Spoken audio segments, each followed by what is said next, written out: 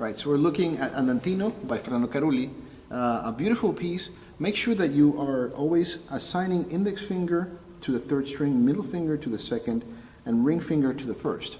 Thumb always takes care of basses, right? And it's what we call Pima position, P-I-M-A.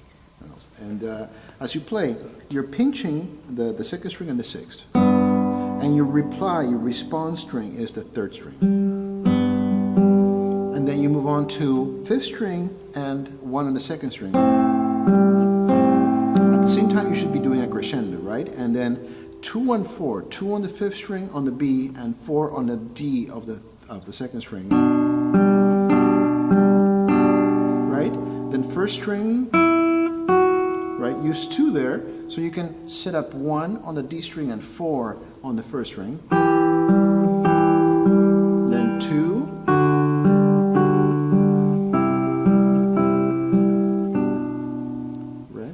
And then you're basically doing what I call chucks, basically thirds. 1 and 2 on the second and third string, and you're replying to that with your thumb. You have a little break, E, D. I will use 4 there. Then open, B and G. And then first string 4, 2, third and second fret. Use 4 and 2 so that you can have 3 ready for the fifth string. 3. And then your upstairs friend, right? It's a form of G major. Right? B and D on the second string, right? B on the fifth and D on the second. Then A, C, right? That's on getting to the sixth string. And then B and D together, you pinch them. 1, 2, 4, then 2. And you're supposed to repeat that. Move on to the second section. It starts with a D7 chord. You just don't have that A there, right? So you're playing D, C, F, C. You can use P-I-A-I or P-I-M-I. Right? And then stack both 3 and 4 on the first 2 strings. Your thumb is playing the G. First string 4, again G. Second string 3. Lift 3. Back to 3. And then back to your D7. Repeat that process.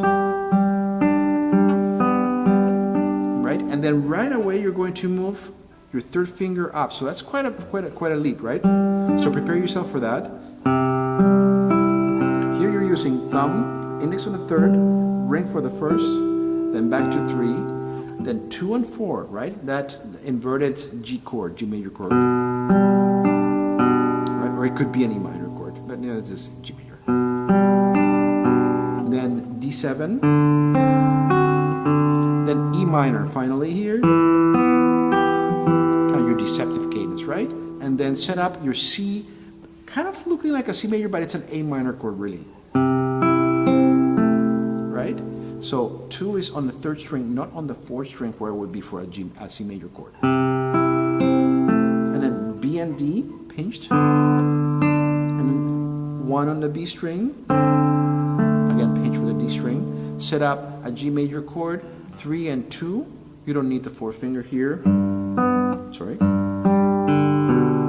right, 6th string, 3, 5th string 2, and thumb, ring, middle, index, thumb.